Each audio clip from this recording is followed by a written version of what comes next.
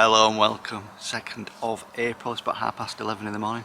Sunny at the minute, it's freezing cold earlier on. And it's going to be freezing cold tonight, literally. Weather's been weird lately, isn't it? Let's have a rundown of the plot.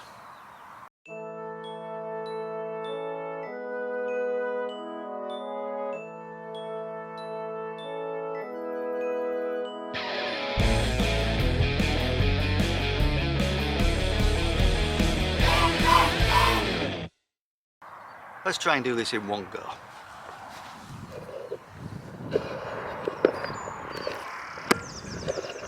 The strawberry bed, looking lovely.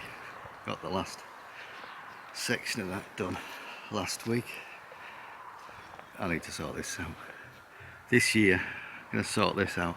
Tried growing flowers in it also. It's just grassed out. That's the plan this year. Keep an eye on that. Onions. Red and white onions. Red one's not so keen. The white one's alright. Red one's alright. White one's good. Red and white. Red ones are behind the times.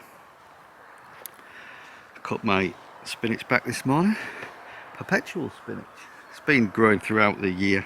Gives a nice bit of greenery in the winter. Cut that back. Most of it went to the compost heap. All the leaves were quite old and things. Cut the Swiss chard back as well. It's the same with that. Hopefully there was some new leaves starting to appear. So hopefully they'll spring back into the life.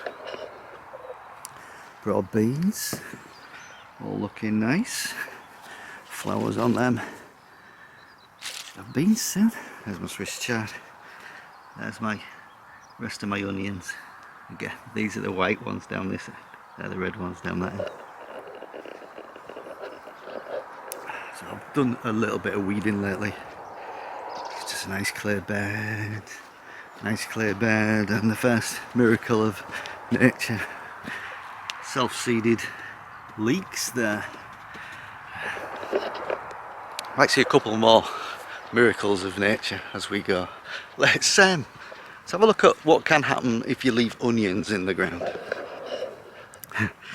They can either go rotten, or they can do magical things like this. How many's in there? 1, 2, 3, 4, 5, 6, 7. 7. I'll pick them soon, maybe. See what they're like. So, I mean, they didn't bolt. Onions can bolt and go to seed.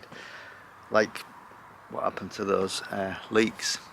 Bolted, grew flowers, produced seeds, fell to the ground and grew. These onions done something different. And that one, don't know how long we'll leave that in the ground. We'll see. Garlic. Rest of the bed's clear. I've done a bit of weeding.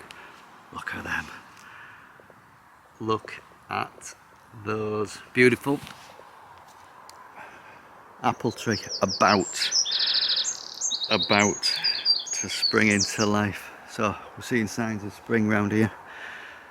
The pear tree again about to blossom. The plum tree has started to blossom. Plenty. Actually, there's plenty more to come on that. Whether we'll get any plums or not is another matter. Cherry tree slightly behind, but that's going to produce some flowers soon. Raspberries. Right, okay, so let's look at fruit zone. Mostly I kind of know where the paths are. I haven't done much trimming around here, but we can see raspberries starting to come up. And from the raspberries I cut right back to the ground, the autumn fruiting raspberries. Again, you can see there. We've got some there as well. Currant bushes in leaf. Another one there.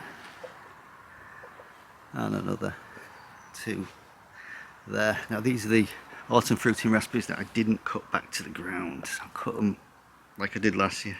Left a little bit on top. They are very, very green at the minute. Very, very green. We've got some rogue raspberries there.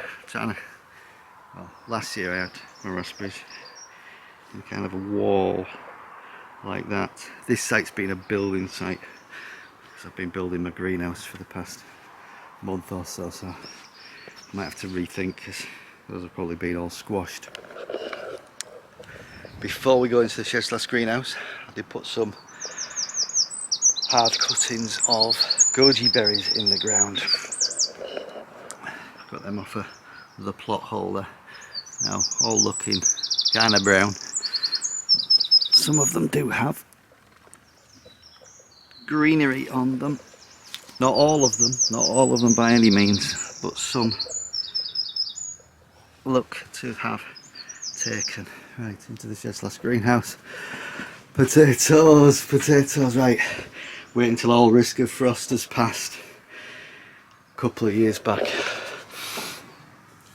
my first earlies were a bit of a disaster because of frost, so I was going to sow some beetroot today as well, my first kind of sowing into the soil, but it's going to be absolutely freezing tonight. Hopefully that'll be out of the way, but I've got my potatoes raring to go. I've got more this year than I did last. I've got the same main crop I did the past couple of years, King Edward and Morris Pipe. I've got some new ones, Majestic. These are my first earlies. Trying a new one this year for me, Pentland Javelin, and second early Kestrel, so they're going to go in probably next week. Then them a couple of weeks later, and then in due course. I've got some mystery flowers here from flower seeds. I'm not very organised. I'd save some flower seeds. Hey, here's a miracle of nature. Look, potato plants growing from who knows where. Coriander. Sowed that.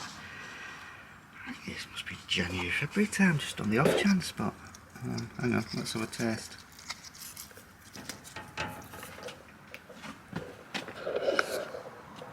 Yep, that's coriander. Into the greenhouse. They're on the back. Open him up.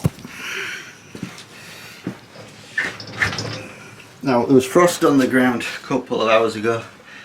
9.7 degrees in here. We've got sunflowers. We've got sweet peas. I haven't grown sweet peas before. Took the tops off as per recommended instructions to make them more bushy last week.